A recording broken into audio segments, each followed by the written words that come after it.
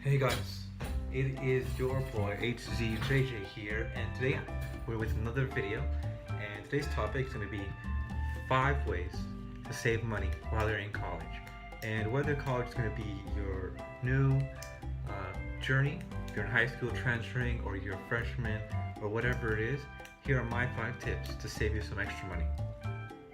Alright, tip number 1, keep your receipts. And I put this at the top because it's the most overlooked way for you to save money that a lot of people just don't even do. So what I'm talking about, receipts, is when you go to buy anything school related, and the most common thing is books. You're going to buy a textbook for math class, English. You're going to buy all these books and they're all going to cost lots and lots of money. So you always want to make sure, keep the receipt.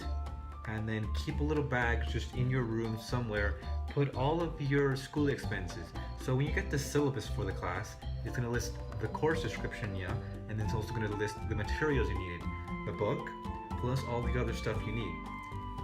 And all of that, you can just keep the receipt. And you also want to, if you're going to buy pencils, just in general, if you're going to buy, say, glue sticks, a notepad, that all qualifies under school. So you want to keep your receipts for that, especially even bus passes count, and any fees related to school, all of that counts.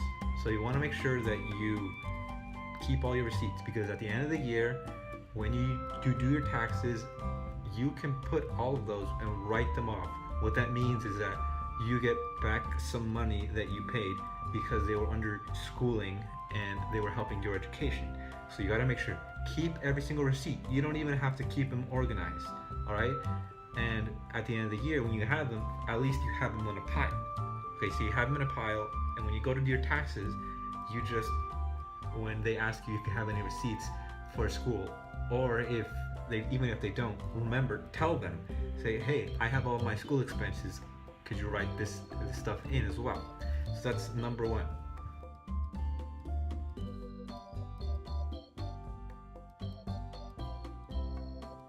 Number 2, you're going to want to buy everything used.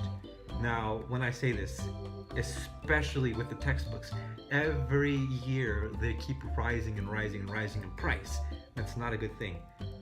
And schools try to really help out by, say, instead of a hardcover book, which costs a lot more money, they try to put in a spiral bound and regular paper, cheaper paper, which is not a bad thing. It helps lower the price. Still, that is still a lot of money that you're gonna pay. So make sure to buy everything used. And I wouldn't recommend buying it at the bookstore because they're still trying to make a profit, which makes sense. What I do recommend, searching online, searching in your local area, especially as well. Even at the school, there might be some people putting up ads saying we're selling these used books. So on Amazon, search for the book you want, search for the lowest price used. On people around town, around bookstores as well, local bookstores, look for the used price. And then at the school itself, when people are selling, buy it from there.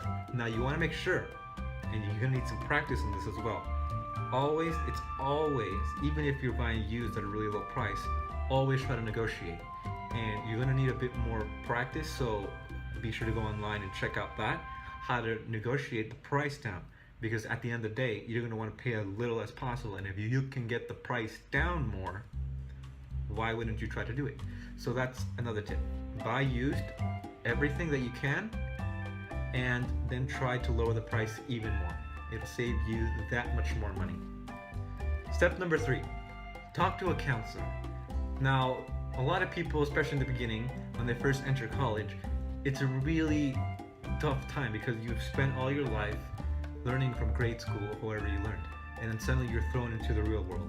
So you want someone to give you guidance and whatnot. Counselors are the best people you can probably talk to. If you're in high school, talk to them right now before you graduate. They can give you advice on how to proceed and everything. For example, one piece of advice that I learned, you are able to take college classes while in high school. And what that does is you are able to finish when you do enter college much quicker and save you that many years, all the stress and all the money you have to pay. Now this depends on each school. I can't speak for every school, but these are one of the things. They can also help you out by filling out information for you, telling you exactly what you need to do, what are the deadlines. That is their job. They are experts in this field. Not only that, they can help write recommendation of letters. And you want to be friendly with them. Definitely you want to be the best friends with them. Go in there, make friends with them, just talk to them whenever they want. That way, when you go to ask for something from them, for advice, they'll be that much more happy to help you. And if you're in college, go to the counselor. Go there and set up an appointment, because the last thing you want is to take a lot of classes that you don't need and then finding out later you just wasted all that time. Because there are certain plans if you're planning to major in something, and then different if you're going to major in something else. So you want to make sure you get through those classes as quickly as possible. And a counselor can really help you make a guideline for what to take. Step number 4, financial aid. And what you want to do is, for each state here in the US, you are able to apply for the federal application for student assistance, I believe. And what that does, it's an application, anyone can fill it out, it's completely free. And it's just, you put in your information, you put in your basic demographic information, how much you earn, where have you been to school, and then you put in your parents' information, and then finally you put in tax information. So a lot of people tend to not do it because either 1, they don't know it exists, 2, they don't know how to fill it out.